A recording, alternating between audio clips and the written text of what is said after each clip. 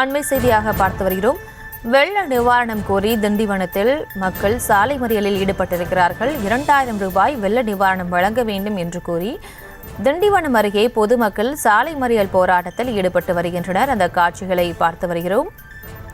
மேலும் இவர்களோடு இணைகிறார் செய்தியாளர் ரவி. ரவி, வணக்கம். விவரங்களை வழங்கலாம். வணக்கம்.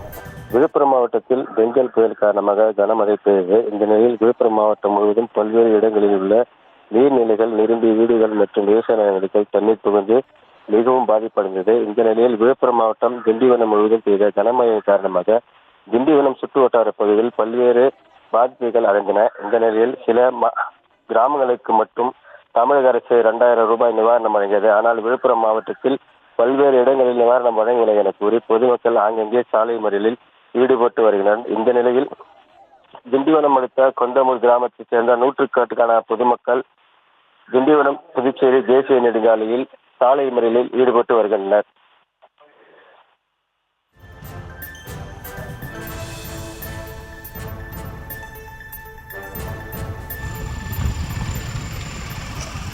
விவரங்களுக்கு நன்றி ரவி.